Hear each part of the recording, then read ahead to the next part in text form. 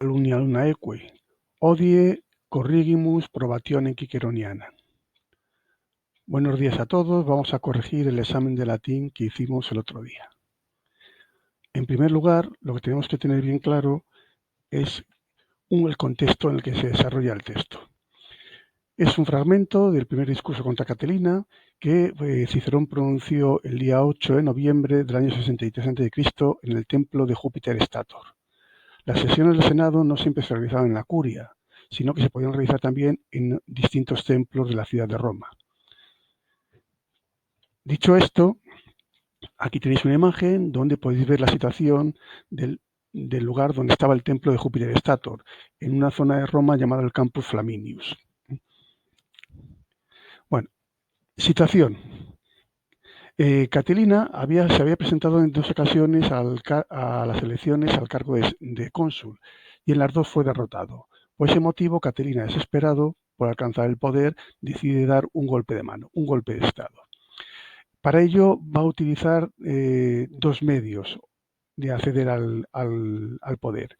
Primero, va a preparar un pequeño ejército en la región de Etruria. La región de Etruria es esta región que veis aquí, al norte del Lacio, es decir, al otro lado del río Tíber. También va a tener apoyos en la región de Umbría, aquí la tenéis, en la región del Piceno y en la región de Apulia. Ahí va a tener seguidores o personas de su confianza que van a intentar apoyarle en este golpe de Estado. Además, el golpe de Estado se va a desarrollar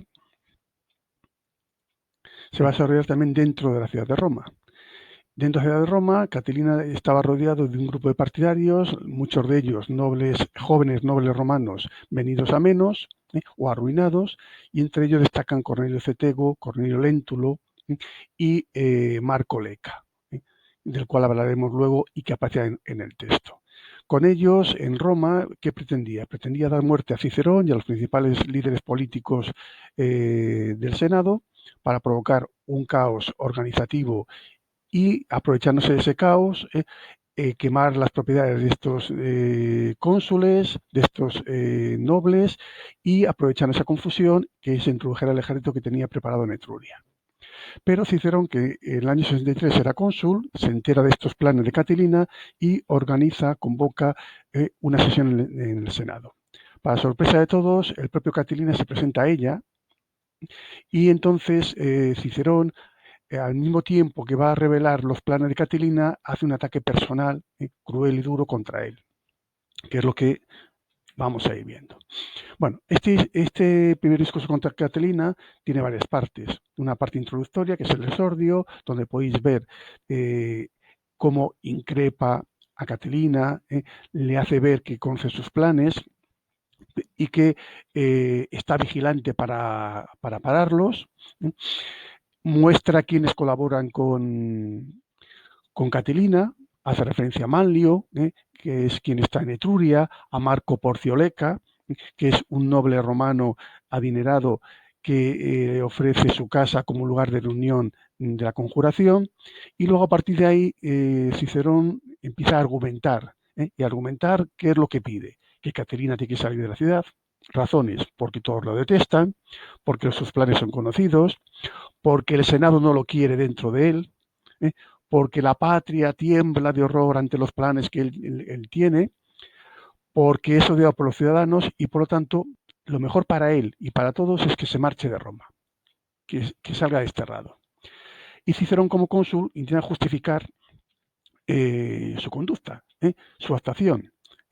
No quiere que se le acuse de cruel y por eso le ofrece a Catelina la posibilidad de marcharse. Pero Catelina no piensa solamente marcharse, sino que también tiene un ejército en Etruria, afuera. Entonces le invita a marcharse de allí, desterrado, o que se una a su ejército. Entonces quiere también Cicerón descubrir toda la trama, quiere comprobar quiénes son todas las personas que forman parte de la conspiración, por tanto acabar con Catelina no es suficiente. Hay que desenmarañar toda la trama de corrupción y de conjurados que forman parte de ella.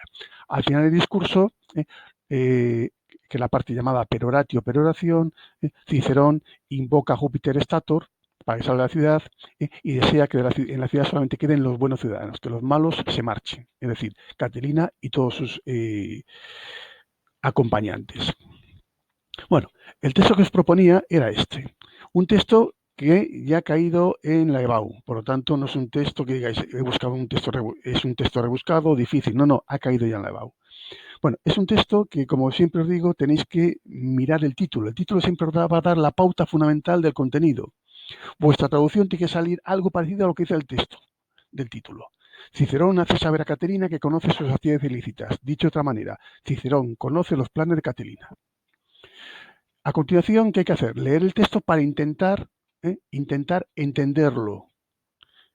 Y si no lo entendemos, pues entonces ya pasaríamos al análisis pormenorizado del texto. Dico te priore nocte venis interfalcarios in marcila ecaedomum. Nun negare audes, quis taces, convincans sinegas, vidioenin esse hic in senatu quordam quitecum una fuerum. Odi immortales, ubinam gentium sumus, quam republican habemus. Bueno, he leído el texto, para mí está muy claro, para vosotros no lo sé. Posiblemente digáis, no me he enterado de nada. Pues entonces vamos a trabajar bloque por bloque. Como os digo muchas veces en clase, lo primero que tenemos que hacer es empezar a leer hasta que lleguemos a un punto y coma, una pausa fuerte. Dico te priore nocte venis interfalcarios in margila ecaedomum. Punto. Ahí paro. ¿Qué me encuentro en este primer bloque? Me encuentro con un verbo principal, un verbo personal nada más, que es dico.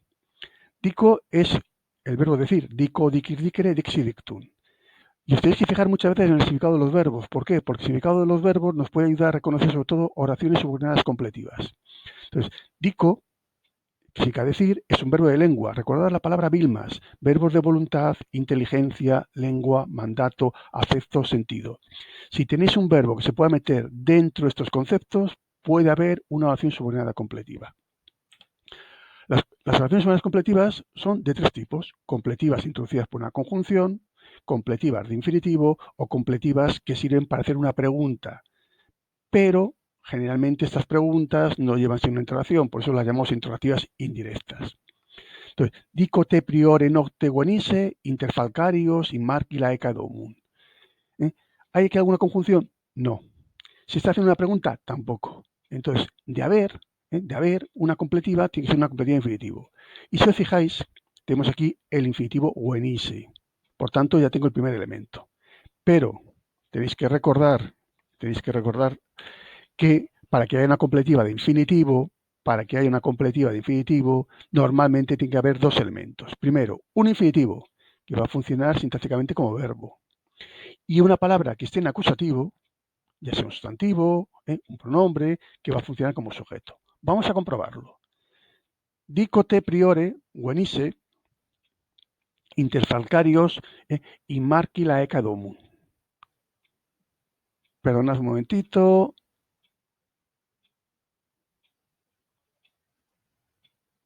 Intento. Bueno, ahora. Dico te priore nocte venis interfalcarios in margila ecaedomum. Si fijáis, encontramos un infinitivo. Ya tenemos el verbo, que depende de un verbo de lengua. Encontramos también un sujeto en acusativo, que es el pronombre personal de segunda persona te. Por tanto, tenemos dos elementos necesarios para que sí que haya una completiva de infinitivo. Entonces, la completiva de infinitivo normalmente comienza con el sujeto, normalmente, pero no es obligatorio. Y suele acabar con el verbo, con el infinitivo, pero tampoco siempre es así. De hecho, aquí, fijaros, comienza así con la palabra en acusativo, pero no termina hasta el final, hasta domum, que esa es la pausa fuerte. Entonces, una cosa son las normas generales y otra cosa son texto por texto, frase por frase. Bueno, recordad, a veces reconocer una completiva de infinitivo no es difícil. Lo que es difícil es traducirla bien. Y para eso conviene tener las ideas muy claras. Primero, ¿qué tipo de infinitivo tenga una relación subordinada? Entonces, tengo un infinitivo perfecto. Vale, ya lo tengo aquí localizado. ¿De qué el verbo principal, en qué tiempo está? ¿Está en un tiempo presente o futuro o está en un tiempo pasado? Entonces, veíamos que está en presente. Por lo tanto, si tenemos un infinitivo perfecto que depende de un verbo principal que está en presente, ¿Cómo lo vas a traducir? Por un perfecto simple o compuesto. Estas tablas que os pongo aquí, que tenéis en el aula virtual, que os he explicado en clase, estas son fundamentales para traducir correctamente una completiva de infinitivo. Esta es la última parte de la tabla de traducción. Entonces, vamos a la primera frase. Fijaros, ¿dónde comienza? En T, la completiva de infinitivo. ¿Dónde termina? En domun. Y tenemos el verbo principal, que es dico. Este verbo está en primera persona del singular, del presente indicativo, voz activa. Recordad también otra cosa. Yo os digo que cuando vayáis haciendo un análisis de un texto, id escribiendo, aunque sea en sucio, en borrador, porque os va a ayudar a entender si lo que estáis haciendo tiene sentido o no tiene sentido. Entonces, el verbo, en este caso, el verbo decir, presente indicativo, yo digo. Claro, el yo, ¿dónde está? No hace falta, porque la esencia verbal nos lo está indicando, la esencia o. Pero si hubiera aparecido un sujeto, entonces hubiera aparecido ego, egodico. Entonces diríamos que es el sujeto, que es un pronombre personal de primera persona y que está en nominativo singular. ¿Veis? Yo voy escribiendo. Al mismo tiempo que voy analizando, voy escribiendo. Yo digo. Y recordad, las competiciones de infinitivo. Detrás de lo principal hay que poner siempre la conjunción que. Esta conjunción en el texto latino no aparece. Pero para que tenga sentido en español hay que ponerla siempre. Entonces, yo digo que. Y ahora tenemos la competición de infinitivo. Recordad, las competiciones de infinitivo pueden funcionar como sujeto, como complemento directo o como una posición, una explicación. El truco, fijarnos en el verbo principal. Si el verbo principal tiene un sujeto expreso o elíptico. Aquí el sujeto sería yo. Por lo tanto, bien claro. Siempre que se dice algo. Entonces, esta completiva va a funcionar como complemento directo. Seguimos. El verbo, wenise, que es el infinitivo de perfecto que está en voz activa, que tiene un sujeto que es te, que es el pronombre personal de segunda persona que está en acusativo singular. Importante, los pronombres en latín hay que sabérselos lo mejor posible, porque si lo buscáis en el diccionario solamente os aparecen enunciados en nominativo. Las restantes formas o las sé o me va a costar mucha ayuda. O, si se utilizar correctamente el apéndice gramatical, pues podría echar mano de él, pero hay que saber utilizarlo. Seguimos. Entonces, yo digo que tú, sujeto, como decía antes, infinitivo perfecto depende de un verbo en presente, como se traduce por un perfecto simple. Por lo tanto, yo digo que tú viniste. ¿Cuándo viniste? Entonces, fijaros, aquí tenemos un elemento temporal, priore nocte. Tenemos un adjetivo que acompaña el sustantivo nocte. Nos nocti significa noche. Entonces, aquí tenemos el elemento temporal, la noche. Sustantivo, que es de género femenino, y está en ablativo singular. Si prior es un adjetivo que acompaña nocte, va a tener que ir en el mismo género, en el mismo número y en el mismo caso. Lo comprobamos, es un adjetivo que está en género femenino, está en ablativo singular. El ablativo, ¿cómo funciona? Como complemento circunstancial. ¿Qué tipo de circunstancial? Aquí la palabra nos está indicando, bien claro, noche, sustantivo, por tanto, circunstancial de tiempo. Entonces, ahora traducimos. Yo digo que tú viniste, ¿cuándo viniste? La noche anterior o la noche pasada. Aquí ya gustos. Como os guste más, como os parezca que quede mejor en español. Yo digo que tú viniste la noche anterior o la noche pasada. ¿A dónde viniste? Y entonces ahora vamos a tener, fijaros, in, ¿qué es? Una preposición. Puede ser con acusativo o con ablativo. ¿Cómo se lo puedo reconocer? Muy fácil, mirando la palabra detrás. Esta, que os la ponía en el texto del examen, el enunciado, laeca, es una palabra de primera inclinación, por lo tanto, con la existencia AE ni va a estar en acusativo ni va a estar en ablativo. Entonces, esta no me sirve. Sigo leyendo. Domun, esta sí. Esta palabra, domus, es una palabra de la cuarta declinación o de la segunda y está en acusativo. Por lo tanto, in va a ser una preposición de acusativo. Y aquí lo tenemos. Acusativo con preposición, ¿cómo funciona? Con un complemento circunstancial. In con acusativo significa a o hacia, por lo tanto nos está indicando lugar. Entonces, yo digo que tú viniste la noche pasada o la noche anterior. ¿A dónde viniste? A la casa de Marco Leca. Y aquí tenemos este nombre propio, que como decía hace un momento, es una palabra de primera inclinación, y aunque es un nombre propio, como es un nombre de varón, y es de la primera inclinación, se considera que es de género masculino. Está en genitivo singular, por lo tanto, complemento el nombre domun. Yo digo que tú viniste la noche anterior o la noche pasada a casa de Marco Leca. Y ahora tenemos la parte más complicada de esta frase. No por la sintaxis, sino por la comprensión. Porque tenemos inter, que es una preposición de acusativo, ahí no hay ningún problema, siempre es de acusativo, por lo tanto, para que vaya detrás, tiene que estar en acusativo. Es un sustantivo que es de género masculino y está en plural. Palabra que es la primera vez que veis. Falcario, Falcarius. ¿Qué es Falcarius? Es la persona que hace hoces, que construye hoces. Entonces, literalmente sería entre hoceros, entre fabricantes de hoces. Y eso tiene mucho sentido. ¿Eso a qué hace referencia? Hace referencia a un barrio de Roma donde se agrupaban estos fabricantes. Igual que en Valladolid tenemos calles que hacen referencia a oficios, labradores, panaderos, curtidores, guadamacileros, algunos ya desaparecidos o poco frecuentes. Aquí tenemos una zona de Roma donde estaban agrupados los fabricantes de hoces. Entonces, literalmente sería entre los fabricantes de hoces, entre los hoceros. Lo que pasa es que, bueno, si no lo sabéis decir de otra manera, pues no estaría mal. En el diccionario también dice en el barrio o en el barrio de los fabricantes de hoces, en el barrio de los hoceros. Vais a ver ahora cómo lo he traducido yo. Esto sería un complemento circunstancial del lugar. Entonces, para que quede con más sentido en español, diríamos por el barrio de los hoceros, porque bien en ese barrio o al lado estaba la casa de Marcoleca. Yo digo que tú viniste la noche anterior por el barrio de los Oceros a casa de Marcoleca, que era donde tuvo lugar la reunión de los conjurados. Bueno, una vez que hemos hecho este bloque, pasamos al segundo. Fijaros que el texto se caracteriza porque tiene muchas frases cortas. Eso ayuda a traducirlo, ¿eh? Pero hay que fijarnos en los detalles. Non negare audes, que tenemos una pregunta. Cicerón, como orador, se dirige a su público, en este caso a los senadores, y para motivarles, para llamarle la atención, utiliza mucho las preguntas o las interjecciones. Eso es una característica de los discursos de Cicerón. Audes es el verbo, pero nos aparece nun. Nun, ¿qué es? Nun es una partícula interrogativa, es decir, es una palabra que sirve para introducir una pregunta. Y esta partícula se puede traducir o dejar sin traducir. No pasa nada si no se traduce. Si la quieres traducir, la forma más usual es traducirla por acaso. Y siempre que se hace una pregunta con esta partícula, se espera obligatoriamente una respuesta negativa. Se espera que el oyente o la persona a la que te diriges te diga que no. Entonces, es una partícula interrogativa que es el nexo que nos va a introducir la pregunta. Audes es el verbo, audi, audes, audere, atreverse, y la segunda persona del singular el presente indicativo, voz activa. ¿Quién sería el sujeto? El sujeto no aparece porque no hace falta. Si es segunda persona del singular, el sujeto eres tú.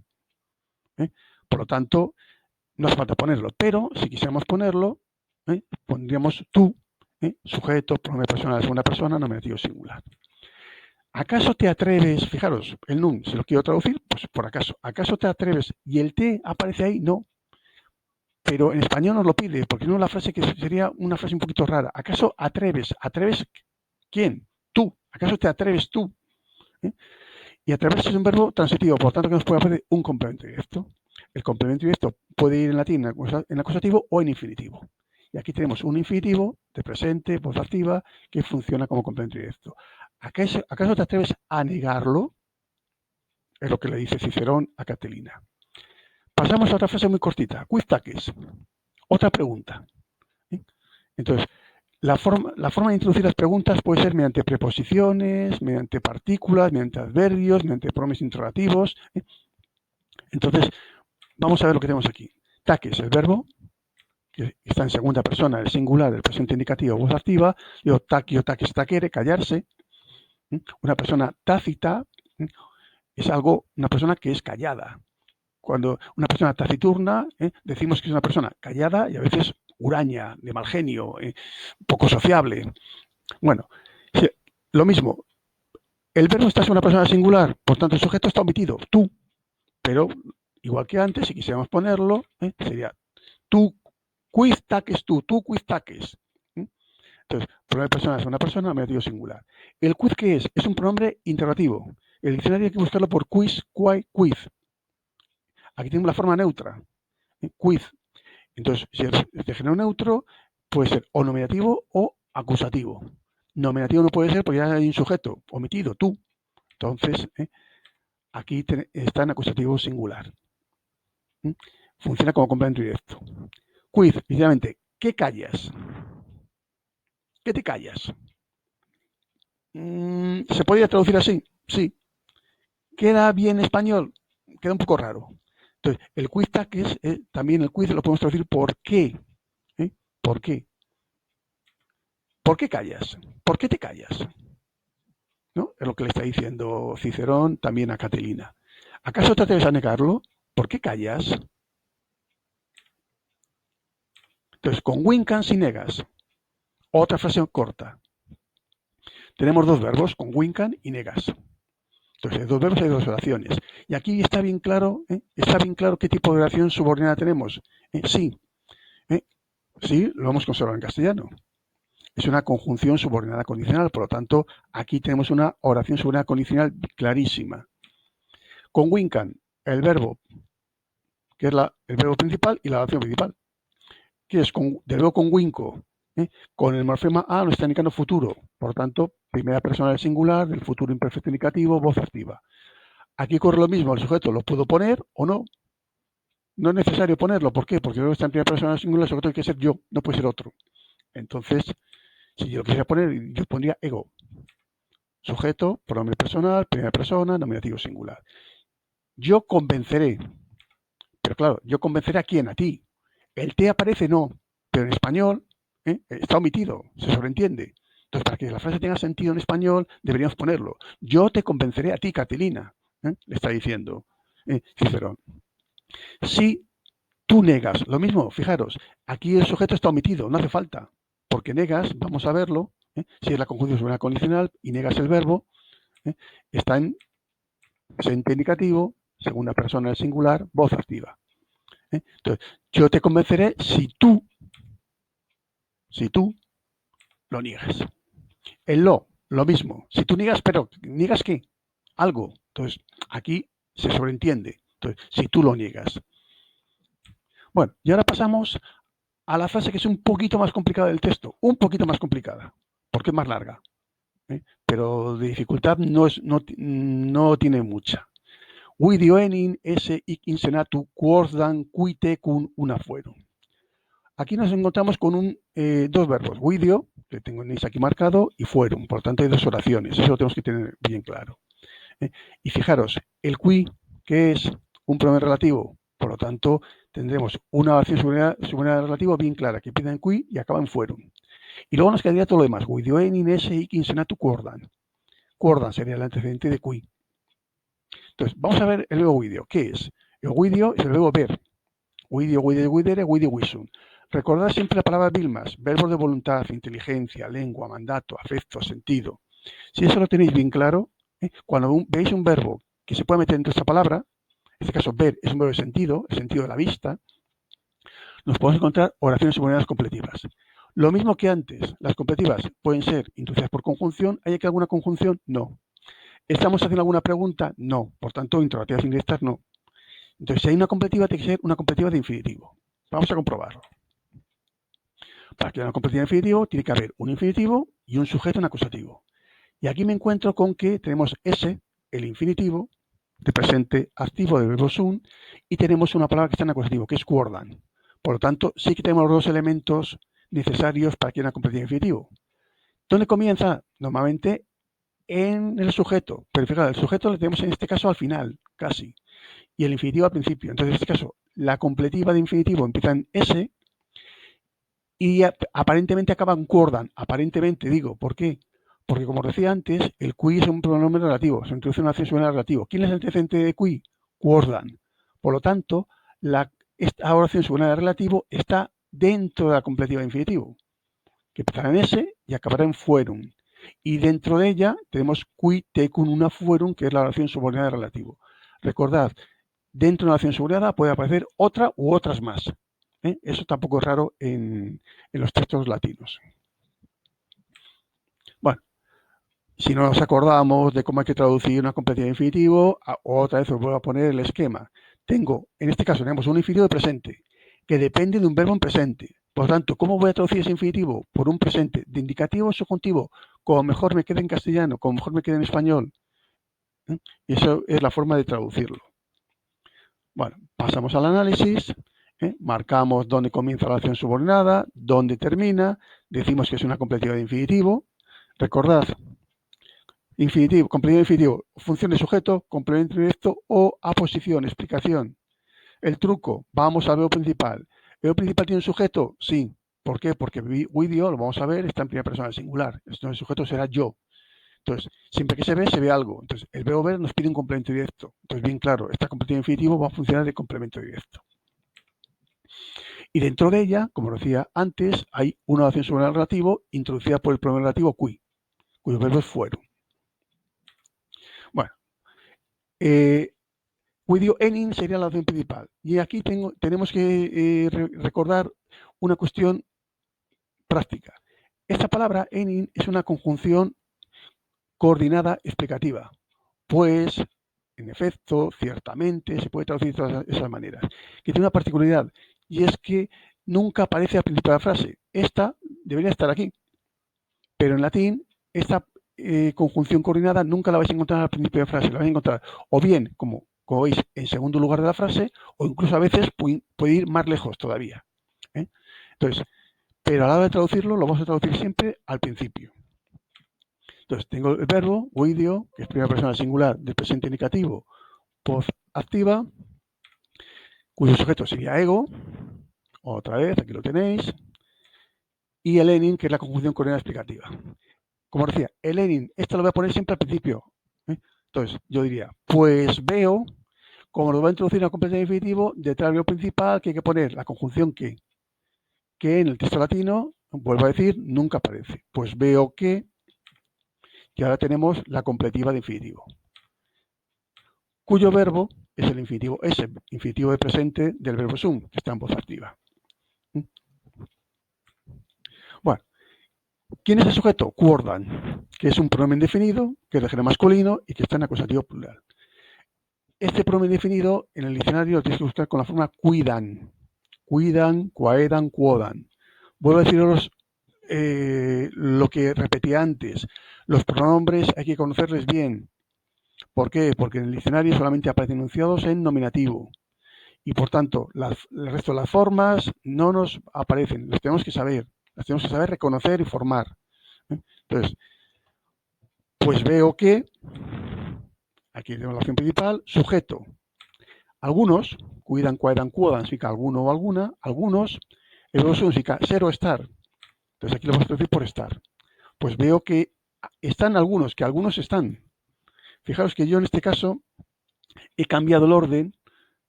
En vez de poner primero el sujeto y luego el verbo, primero he puesto el verbo y luego el sujeto, porque el sujeto va a llevar detrás toda la oración subordinada relativo. Entonces, para que quede mejor en español, lo voy a dejar, voy a mantener un poquito el mismo orden que tiene la frase latina. Pues veo que están ic. Ic es una palabra que puede ser adverbio de lugar o puede ser un pronombre demostrativo. Alguien se puede confundir con el pronombre demostrativo, pero aquí no estamos marcándose a nadie. Aquí simplemente es el adverbio de lugar. Pues veo que están aquí. Y recordad, todo adverbio sintácticamente es un complemento circunstancial. Si indica lugar, pues de lugar. Entonces, pues veo que están aquí algunos.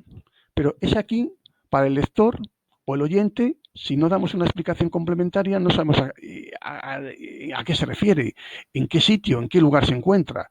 Por eso va acompañado de una explicación, que es in senatu. Pues veo que están aquí algunos, que veo que están aquí in senatu, en el Senado. Pues ya da la explicación de ese ic aquí. ¿Qué es in? Una preposición. ¿De acusativo o de ablativo? Muy fácil. Miramos la palabra que va detrás. Y senatus es una palabra de la cuarta declinación. Por lo tanto, con la esencia u nunca puede estar en el acusativo. La tenemos en ablativo. Ablativo singular. ¿Ablativo cómo funciona? Como complemento circunstancial. Con in nos indica lugar. Pues veo que están aquí, ¿dónde? En el Senado. Algunos, que ahora ya pasamos a la oración subordinada relativo. Qui tecum una fuerum. Bueno, qui es el pronombre relativo y recordad, el pronombre relativo siempre suele llevar delante de él o antes de él, antes de de él una palabra con la que concierta, a que llamamos antecedente. Y con esa palabra en latín concierta obligatoriamente en género y en número. Entonces, ¿qué palabra antes de qui? Quordam. ¿Quordam de qué género era? Masculino. ¿En qué número estaba? Plural. Por lo tanto, qui va a ser un pronombre relativo que obligatoriamente va a tener que estar en masculino y en plural. En masculino y en plural con esta forma solamente la vais a encontrar en nominativo. Por lo tanto, esta palabra va a funcionar como sujeto. Pues veo que están aquí en Senado algunos que verbos de la instalación subordinada al relativo fueron. Luego sun, es, ese, fui. Tenemos la tercera persona del plural. Perdón, aquí hay una errata, ¿eh? Pone presente, pero es pretérito perfecto indicativo. Pretérito perfecto indicativo. Voz activa. Entonces, esto no os fijéis en ello porque es una errata mía. Bueno, que estuvieron, ya tenemos tecun una. Una es un adverbio de compañía. Si es un adverbio va a ser un complemento circunstancial. Un complemento circunstancial. Que sea de compañía, de compañía. Significa juntamente, al mismo tiempo que. ¿eh? Y ese una lo que hace es reforzar a tecun. Tecun es un pronombre personal de segunda persona que está en ablativo singular. Ablativo singular. Y con los pronombres personales, cuando van seguidos de kun, lo que indican es compañía. Entonces, complemento circunstancial de compañía. Pues veo que están aquí en el Senado algunos que estuvieron juntamente contigo. Si lo de juntamente contigo os suena demasiado redundante, demasiado cargado, pues el juntamente lo podemos omitir. Que estuvieron contigo. Y también queda bien en castellano, una frase más cortita, más sencilla, pero también comprensible perfectamente. Bueno, vamos ya a la parte final y seguimos con frases cortas. Odi immortalis, una exclamación. Cuando encontréis exclamaciones, suelen ser marcas de vocativos, suelen aparecer vocativos. Y si además tenemos la interjección o, bien claro. Esta interjección también la utilizamos en castellano para indicar sorpresa. ¡Oh! Entonces, aquí tenéis la interjección, que es el elemento que nos va a introducir el vocativo o la apelación, o la función apelativa. Y aquí tenemos una palabra con forma antigua, con forma arcaica. Es la palabra deus dei. La forma clásica sería dei o dei immortales. Pero aquí Cicero utiliza la forma arcaica, la forma antigua, que es di. Sustantivo, masculino, vocativo plural, que va acompañado del adjetivo inmortales, que está en vocativo plural. Oh, dioses inmortales. Y ahora tenemos otra frase corta que es ubinam gentium sumus, una pregunta. El verbo sumus está en primera persona del plural, del presente indicativo, voz activa. El sujeto, si hubiera aparecido, sería nos, nosotros. Pero no hace falta porque la desinencia verbal nos lo está marcando. Verbo sum significa ser o estar, aquí lo vamos a traducir por estar. ¿Por qué? Porque la palabra ubinam, que tenéis aquí, significa en qué lugar, en qué sitio. Por lo tanto, en qué sitio el verbo sum nos pide mejor estar que ser. Entonces, es un adverbio interrogativo de lugar.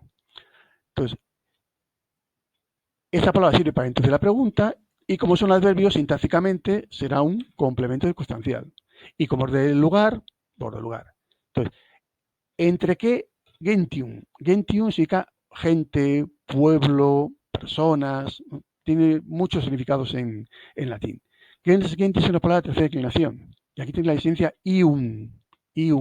Esta esencia, ¿dónde la encontramos? La encontramos en el genitivo plural. Y entonces tenemos sustantivo que es de género femenino, que está en genitivo plural. ¿El genitivo cómo funciona? Como complemento del nombre. Entonces, si yo, ¿y a quién complementa? Complementa no al verbo, complementa a ubinam. ¿Entre qué de gentes estamos? ¿Eso lo decimos en español? No. Otra vez nos encontramos con esa característica que os digo que ocurre muchas veces al traductor de latín, que si hace la traducción literal, en ocasiones esas traducciones literales son horribles. Tienes que buscar una expresión equivalente o sinónima que diga lo mismo que el texto latino. Entonces, ¿entre qué de gentes? No, ¿entre qué gentes estamos? Esa pregunta que se hace Cicerón. Y continúa con otra pregunta. ¿Cuán republicana habemus? Entonces, aquí la pregunta va introducida por cuán, que ahora explicaré qué es cuán. Habemos el verbo, es la primera persona del plural, del presente indicativo, voz activa. ¿Quién es el sujeto? No hace falta que aparezca, porque si el verbo está en primera persona del plural, el sujeto será nosotros o nosotras. En este caso, nosotros, porque en la política la mujer no tiene ninguna presencia. Son hombres los que desempeñan los cargos públicos. Entonces, aquí el sujeto sería nosotros. Entonces, si apareciera, tendría que aparecer con el nos. Nosotros tenemos, tenéis un verbo transitivo que nos puede aparecer un complemento directo. Entonces aquí tenemos tres palabras que están en el acusativo: cuán, ren y publican. Cuán es un pronombre interrogativo. En el diccionario lo tienes que buscar con la forma quiz, quai, quiz. Aquí tenemos la forma femenina que está en acusativo singular. Y que acompaña a ren publican, palabra que puede aparecer separada como aquí o puede aparecer junta, res pública, todo junto. ¿Qué es la res pública? El Estado, la República. Entonces, ren, sustantivo que es de género femenino, que está en acusativo singular, y va acompañado del pronombre y del adjetivo publican, que está en género femenino, también acusativo singular. Todo ello, el complemento directo. ¿Qué república o qué Estado tenemos? Es lo que dice Cicerón en esta parte final del párrafo. Bueno, he ido escribiendo bloque por bloque, pero siempre que vayáis a terminar una frase, releed todo lo anterior para comprender el sentido. Entonces, si yo ahora quiero releer todo lo que he hecho hasta ahora, tengo lo siguiente. Yo digo que tú viniste la noche anterior, la noche pasada, por el barrio de Los Oceros, a casa de Marco Leca. ¿Acaso te atreves a negarlo? ¿Por qué callas? Yo te convenceré si tú lo niegas. Pues veo que están aquí en el Senado algunos que estuvieron contigo o algunos que estuvieron juntamente contigo. Oh dioses inmortales, ¿entre qué gentes estamos? ¿Qué república o estado tenemos? Bueno, este es el texto que tenéis que hacer y ahora con la copia que tenéis en vuestra casa, en vuestro ordenador, en vuestro móvil, lo podéis comprobar a través de este vídeo lo que habéis hecho. Próximamente os subiré la nota.